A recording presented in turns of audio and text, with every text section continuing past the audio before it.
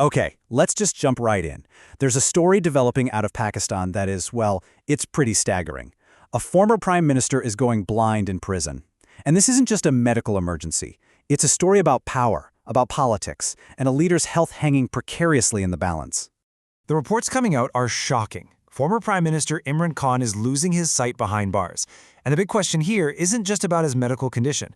It's whether this is a tragic, awful case of neglect, or is it something more calculated, a political strategy to keep him silenced for good? The situation is just dire. After a 3-month delay in getting proper medical care, an initial treatment has reportedly restored only about 15% of his vision. To put that into perspective, it's like living in a constant, dense fog.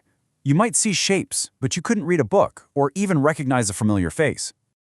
So to really understand the gravity of these accusations, we kind of have to look at the medical crisis itself. What exactly is happening to his eye? The condition itself sounds like absolute agony.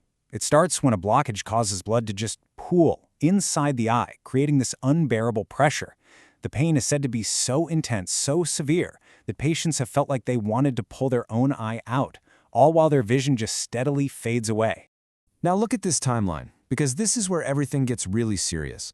Medical experts say the first 48 to 72 hours are absolutely critical for treatment. But Khan, he allegedly didn't get his first specialist injection for 3 whole months. That massive delay is the entire basis for these claims of negligence. And let's be really clear, this couldn't be fixed with some simple eye drops. The sources are emphatic about this. They were useless. The only effective treatment was a specialized injection directly into the eye to relieve the pressure. This thing required specialist care from day one. So you can see how this medical situation just snowballed into these really serious allegations of criminal neglect. The question is, who is being held responsible? This is really the core of the whole accusation.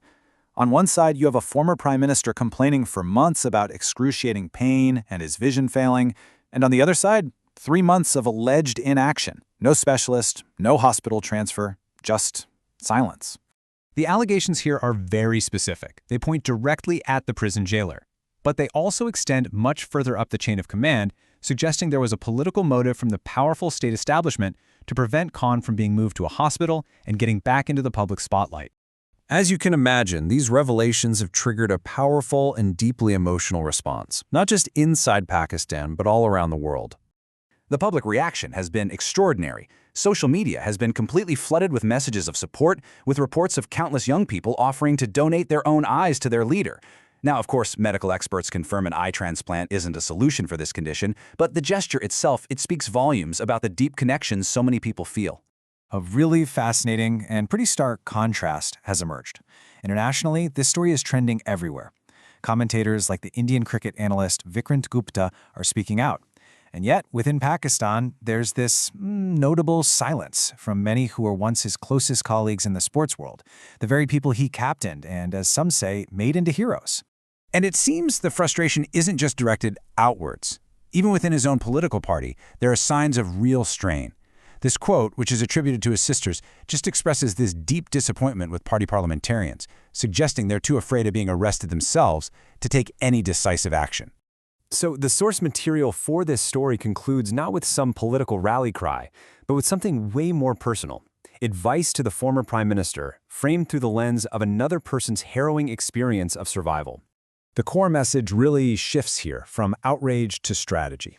The advice being offered is to reframe the objective. It's not about immediate political wins. It's about the absolute necessity of physical and mental recovery for any meaningful struggle that lies ahead.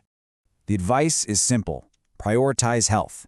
A wounded warrior cannot fight the same battle. The political fight is a marathon, not a sprint, and to endure it, you have to first be strong. This whole story leaves us with a final and pretty unsettling thought. It really transcends one individual or one country. When a person's health, their sight, their well-being, becomes just another tool in a political game, who really pays the price? The leader, their supporters, or the integrity of the entire system?